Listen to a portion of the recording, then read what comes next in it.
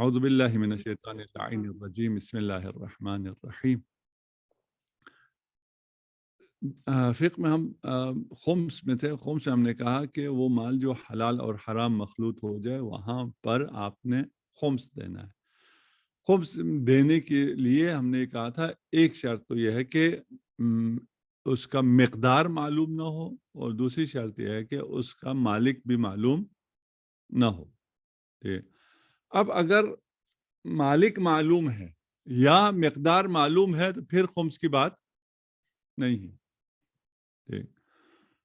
مثلا آپ کو اس کا جنس بھی پتا ہے، مقدار بھی پتا ہے، ٹھیک، مالک بھی پتا ہے، جا کے دے دو نا، پھر خمس کی بات تو ہے نہیں، نہ خمس کی بات ہے نہ صدقے کی بات ہے، ٹھیک۔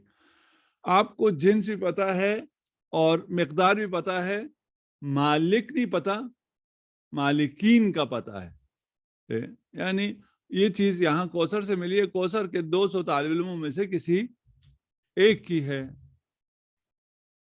یہ کوئی ایک ان میں سے مالک ہے، کون ہے وہ پتہ نہیں چل رہا، آپ اعلان کر رہے ہیں فلان کر رہے ہیں، اس کا مالک نکل کے نہیں آ رہا، ٹھیک، یا یہ سارے مجموعاً کیا ہیں، مالک ہیں، ٹھیک۔ تو یہاں پر کیا کرنا ہوگا، آپ کو سب کو راضی کرنا ہوگا، ٹھیک۔ اب سب آپ سے کچھ لے کے راضی ہوتے ہیں یا آپ کو معاف کر دیتے ہیں، جو مرضی، راضی کا آپ کو کرنا پڑے، کہاں، جہاں پہ مقدار معلوم ہے، آپ کہیں گے یہ مقدار ہے، ٹھیک ہے نا، آپ لوگوں کا 1000 روپیہ میری طرف آ گیا ہے، مقدار معلوم ہے، مالک کون ہے، مالک یہ 200 لوگوں میں سے ہے، 200 سارے ہوئے تو پھر تو برابر تقسیم کرو تو آسان ہو گیا نا، 200 میں سے سب نہیں ہے، انہی 2 میں سے 2-4 لوگ اس 1000 کے مالک ہیں، آپ کو پتہ نہیں ہے وہ 2-4 کون سے لوگ ہیں، آپ سب کو راضی کریں، اس کو خود پتہ نہیں ہے کہ کب اس کی جیب سے پیسہ گرا ہے جو آپ نے اٹھا لیا تھا، یہ ان میں سے کسی ایک کا ہے، ٹھیک، آپ سب کو راضی کریں، راضی ہو گئے تو بہت اچھا ہوا، اگر راضی نہیں ہوئے تو پھر کیا کریں، اور کریں،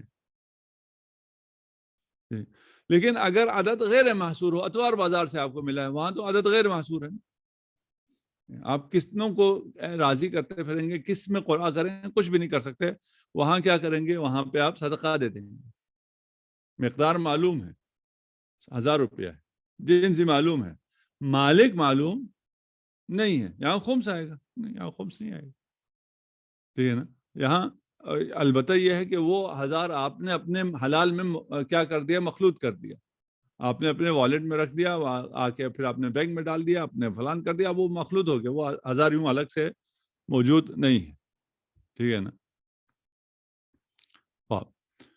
اگر وہ 1000 روپیہ آپ کے وہ ہو گیا، ضائع ہو گیا، تلف ہو گیا، استعمال کر لیا، ٹھیک، یہ 1000 صرف ہم مثال کے طور پہ کہہ رہے ہیں، اس کو وہ نہ کریں، اس صورت میں کیا ہو جائے گا، آپ کے ذمے پہ آ جائے گا، ٹھیک ہے نا، اب وہ عین نہیں ہے، جو وہ 1000 روپیہ آپ کے ذمے پہ آ جائے گا، اور اگر اس 1000 کا معلوم نہیں ہے تو پھر آپ کو کیا کرنا ہے، عقل پر اختصار کرنا ہے کہ اقلاً 1000 تو تھا، ٹھیک ہے نا، تو اس عقل پر اکتفا کر کے آپ نے وہ صدقے میں دے دینا ہے، ٹھیک، یا ان کو راضی کر دینا ہے وہ اسی حساب سے، ٹھیک۔ یہاں پر ایک شرط ہے، یکون باذن الحاکم الشرعی، یہ ساتھ چل رہا ہے، یہی جو آپ صدقہ دے رہے ہیں وہ بھی کیا ہونا چاہیے، اذن حاکم شرعی سے ہونا چاہیے۔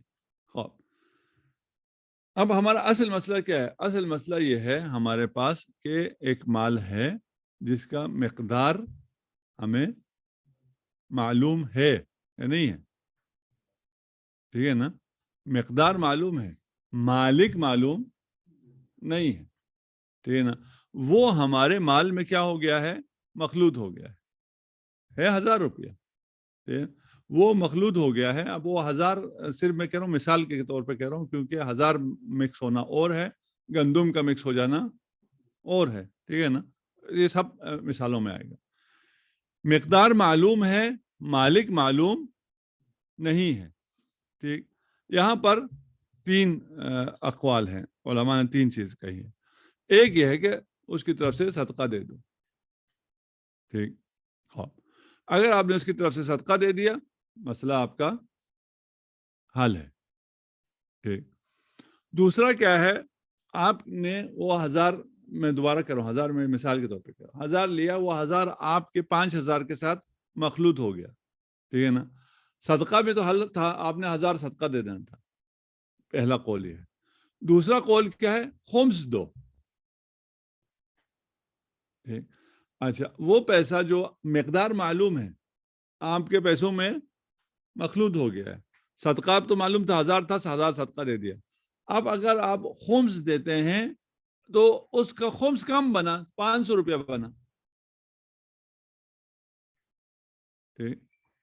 دوسرا قول جو ہے کہ خمس دو، تو خمس جو ہے وہ 500 بنا. آپ کو پتا ہے یہ تو 500 روپیہ اور ہے، خمس سے تو کم مقدار گیا. کہتے ہیں اگر ایسا ہوا تو وہ باقی 500 صدقہ دے دو. 500 روپیہ خمس میں نکال دو. کیسے 500 روپیہ خمس نکلا معلوم ہوا؟ جس مال کے ساتھ مخلوط ہوا ہے وہ مال اتنا ہے کہ اس کا خمس جو ہے وہ 500 روپیہ بنتا. اس بنا پہ کہ صدقہ دو تو مسئلہ حل تھا. اس قول کی بنا پہ کہ جب مال مختلف بے حلال بے حرام ہو جائے تو آپ نے اس مال کا خمس نکالنا ہے. یہ خمس اب 500 روپے بنا. مجھے پتا ہے مقدار، مجھے معلوم ہے، جہاں مقدار بھی معلوم نہیں وہاں تو ٹھیک تھا. مجھے پتا نہیں ہے کتنا مال مخلوط ہے، آپ خمس نکال دو، آپ کا ذمہ بری ہو گیا، باقی مال پاک ہو گیا. ٹھیک. یہاں پر آپ سے کہا جا رہا ہے کہ آپ خمس نکالیں. خمس کے بعد اگر آپ کو پتا چلے خمس تو 500 بنا، باقی 500 رہ گیا، باقی 500 صدقہ دے دو. اس پر اعتراض کیا ہے بعض فقہاء نے، اور انہوں نے کہا کہ بھئی یہ کیا ہوا، جب ہمارے پاس دلیل موجود ہے کہ خمس سے باقی پاک ہو جاتا ہے تو یا تو آپ کہیں یہ مورد خمس نہیں ہے، یہ مورد صدقہ ہے. اگر مورد خمس ہے تو پھر یہاں خمس کے بعد باقی صدقہ دینے کی ضرورت نہیں ہوگی. ٹھیک. اس کو خیر وہ کیا جا سکتا ہے کہ اس میں یہ بات کتنی صحیح ہے کتنی صحیح نہیں، ابھی ہمیں اس سے زیادہ کام نہیں. قول ثالث کیا ہے، خمس دو صدقہ بھی نہ دو. ایک قول تھا صدقہ دو، ایک قول تھا خمس دو. ٹھیک ہے نا. لیکن خمس میں کیا مشکل آ گیا، اگر زائد ہو، وہ 500 ہے باقی 500 رہ گیا، اس کو آپ کیا کر دو، صدقہ بھی دے دو. تیسرا یہ خمس دو، صدقہ ودقہ دینے کی ضرورت نہیں ہے. خمس دو صدقہ نہ دو، یہ آپ کہاں سے کہہ رہے ہیں؟ یہ تیسرے قول کے قائل ہیں، ان سے اگر پوچھیں وہ کہیں گے ہمارے پاس صحیح ہے مروان بن عمار نہیں تھا، وہاں پر مالک مجہول کے لیے کہا تھا لیکن مقدار مجہول نہیں کہا تھا. فی من یخرج من المعادن والبحر والغنیمہ والحلال المختلط بالحرام اذا لم يعرف صاحبه والکنوز الخمس. یہ مروان صحیح مروان بن عمار کیا کہہ رہا ہے کہ جہاں پر آپ کو مالک معلوم نہ ہو، بے شک مقدار معلوم ہو، وہاں کیا کرنا ہے، خمس دینا. ہم کہیں یار مقدار معلوم ہے، اتنا ہی مقدار ہم صدقہ دے دیں گے نا، وہ آپ باہر دے دیں گے، ہم تو استعمال نہیں کر سکتے. مجھے تو پتا ہے یہ 1000 روپیہ غیر کا ہے، یہ میرا مال نہیں ہے، اس میں سے 500 میں خمس دے کے 500 میں کیسے کھا سکتا ہوں؟ جب روایت نے کہا تو آپ کیوں نہیں کھا سکتے؟ روایت نے یہ تو نہیں کہا نا کہ اگر مقدار بھی معلوم نہ ہو تو خمس دو. روایت نے کیا کہا ہے؟ ہم لوگ ابھی کیا کہہ رہے ہیں، فقہا کیا کہہ رہے ہیں؟ فقہا یہ کہتے ہیں جب نہ مقدار معلوم ہو نہ مالک معلوم ہو تو خمس دو. ٹھیک ہے. یہ آ کے کیا کہہ رہے ہیں؟ کہہ رہے ہیں کہ یہ آپ نے مقدار معلوم نہ ہو کہاں سے لے آئے ہیں؟ روایت میں تو نہیں. روایت میں یہ ہے کہ جب حلال حرام سے مختلط ہو جائے اور مالک معلوم نہ ہو تو علیک بالخمس، تو وہاں پر خمس آئے گا. خمس آنے کا مطلب کیا ہے؟ خمس آنے کا مطلب یہ ہے کہ وہ حلال ہو گیا. واضح ہے.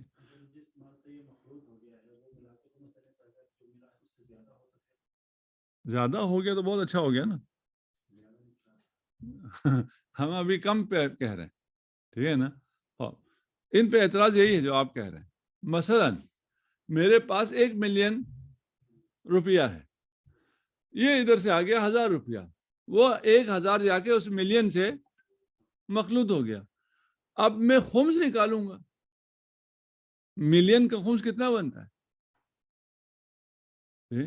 کس نے کہا ہے؟ یہ فتویٰ کسی نے بھی نہیں دیا کہ اگر آپ کا 1000 روپے مخلوط ہو گیا 1 ملین کے ساتھ تو آپ پھر 1 ملین 1000 پر خمس نکالو, یہ کسی نے بھی نہیں کہا. جب یہ کسی نے نہیں کہا ہے تو ادھر بھی آ جائیں گے, دوسری طرف بھی آ جائے گا کہ جہاں پر کم بن رہا ہے وہ بھی خمس. ابھی ہم کیونکہ اس کی بات کر رہے ہیں نا, 500 اور 1000 کی بات کر رہے ہیں, اسے آپ کہہ رہے ہیں یار 500 کا مسئلہ کوئی نہیں, ٹھیک ہے نا. وہاں پھر لاکھوں میں بات چلی گئی, لاکھوں روپیہ اپنا مال خمس کے نام پہ دے رہے ہیں, مخمس مال جس پہ خمس نہیں ہے.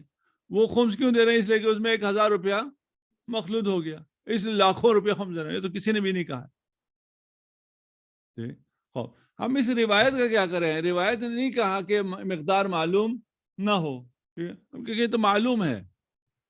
یہ روایت میں جو نہیں کہا ہے, یہ اس حوالے سے مقام بیان میں ہی یہ روایت نہیں ہے کہ مقدار معلوم ہو یا مقدار معلوم نہ ہو. اور یہ واضح ہے کہ اگر مقدار معلوم ہے تو پھر تو خمس نہیں ہے نا, وہی مقدار آپ نے صدقہ کر دینا ہے. یہ بات مشخص ہے. اب جب قول ثانی اور ثالث باطل ہو گیا, ثالث کیا تھا؟ خمس دے دو. خمس کیسے دے دو؟ ٹھیک ہے نا, نہ کم میں نہ زیادہ میں وہ ہوتا ہے. ٹھیک, خوب خمس دو, اور اگر خمس کم ہوا تو باقی صدقہ دے دو. یہ قول بھی صحیح نہیں ہوا, ٹھیک ہے نا, کہ بھائی اگر خمس دے دیا تو پھر باقی کا بھی نہیں ہے. اور یہ اس کو ہم ثابت کر سکیں کہ بھائی ہم نے خمس دے دیا ہے اور اس نے مال کو پاک کر لیا ہے, اس کے بعد میں باقی کس بات کے لیے صدقہ نکالوں؟ ٹھیک, خوب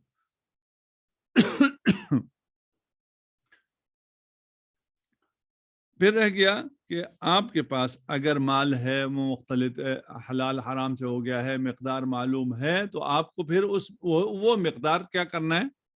صدقہ کے طور پر دے دینا ہے. کیوں؟ اس لیے کہ وہ مال غیر ہے. ٹھیک, خوب اصل بحث سے واپس آ جائیں. اصل بحث کیا تھی؟ جب ہمیں نہ مقدار معلوم ہے نہ مالک معلوم ہے اور مال مختلط ہو گیا ہے تو ہم نے خمس دینا ہے. ٹھیک, میں نے خمس دے دیا, مال مختلط ہوا تھا, مجھے نہ مقدار معلوم نہ مجھے مالک معلوم, میں نے 20,000 روپیہ خمس دے دیا. خمس دینے کے بعد مالک آ گیا, وہ مال تو میرا تھا, میں تو خمس دے چکا, کیا ہوگا؟ ٹھیک ہے نا, آپ ضامن ہیں. ٹھیک ہے, فتویٰ مختلف ہیں. ٹھیک ہے نا, یہاں پر کچھ لوگ کہتے ہیں نہیں, جو تکلیف شرعی تھی اس پہ سے عمل کر دیا. جیسے صدقے میں ہے, اگر آپ نے صدقہ دیا تو اس کی طرف سے صدقہ ہو گیا نا. اگر آپ کو ایک مال ملا ہے, مجہول مالک ہے, آپ کو راستے میں پتا ملا, آپ نے غصب وصب کوئی نہیں کیا, وہ حلال حرام میں مختلط بھی نہیں ہوا ہے, آپ نے رکھا, 1 سال تعریف کیا, تعریف کرنے کے بعد آپ نے صدقہ اس کو صدقہ دے دیا. اب آپ ضامن ہیں؟ آپ ضامن نہیں. جو آپ کی تکلیف تھی آپ نے اس پہ عمل کیا, اور صدقہ بھی آپ نے اپنی طرف سے نہیں دیا, صدقہ بھی آپ نے اس کی طرف سے دیا. ٹھیک, تو یہاں پر بھی اگر کیا ہو جائے, خمس دینے کے بعد مالک آ جائے تو پھر آپ کیا ہیں؟ ضامن ہیں. ٹھیک, اگر خمس دینے کے بعد پتہ چلے کہ جو واجب تھا, جو مال حرام تھا, وہ مقدار خمس سے زائد تھا, پہلے والا وہ نہیں ہے, وہاں تو ہمیں مقدار معلوم تھا. جہاں ہمیں مقدار معلوم نہیں ہے وہاں تو خمس ہی تھا نا, وہاں پھر صدقے والا چکر نہیں تھا. نہ ہمیں مالک معلوم ہے نہ ہمیں مقدار معلوم ہے, وہاں ہم نے خمس دینا ہے. بعد میں پتہ چلا کہ بھائی یہ کیا تھا, وہ حرام جو ہے وہ 1000 تھا، خمس میں نے 500 کا دے دیا، آپ کو باقی 500 دینا پڑے گا، ٹھیک ہے نا. اسی اختلاف پر وہ بے عنوان صدقہ دیں گے، بے عنوان خمس دیں گے، وہ آپ نے وہاں جو اختیار کیا ہے اسی کے مطابق باقی ساری چیزیں ہر جگہ چلیں. ٹھیک ہے. یہ بات ضروری ہے کہ آپ جہاں جو ابحاث چل رہی ہیں اس میں سے کسی ایک چیز کو انتخاب کریں. یہ نہ کہیں آپ جب انتخاب کر رہے ہیں ایک چیز کو اپنا رہے ہیں، اس کی وجہ سے جو بہت زیادہ بڑا فرق ہے، کچھ لوگ اجتہاد وغیرہ کی طرف جا سکتے ہیں، کچھ لوگ نہیں جا سکتے ہیں، کچھ لوگوں کو فقہ آسان لگتی ہے، کچھ لوگوں کو مشکل لگتی ہے. جن کو مبنا بنانا اور مبنا پہ رہنا آتا ہے ان کے لیے ساری چیزیں آسان. آپ کو پتا ہے میرا مبنا یہ ہے، یا میرا نہیں فلاں کا مبنا یہ ہے، تو اس کی باتیں سمجھنا آسان ہو جاتا ہے. اس کا یہ مبنا ہے، اب یہ کیا کہے گا، اس کے کہنے سے پہلے آپ وہ پتہ چل جاتا ہے. یہ جو مورد آ گیا اب یہ کیا کہے گا، ٹھیک ہے نا. یہاں پہ ہم نے اگر پہلے ادھر حل کر دیا ہے کہ یہاں پہ خمس ہوگا یا صدقہ ہوگا، یہ جب مورد سامنے آئے گا آپ کے لیے بالکل واضح ہے یہاں پہ خمس ہوگا یا صدقہ ہوگا، پیچھے سے حل ہے نا. ٹھیک.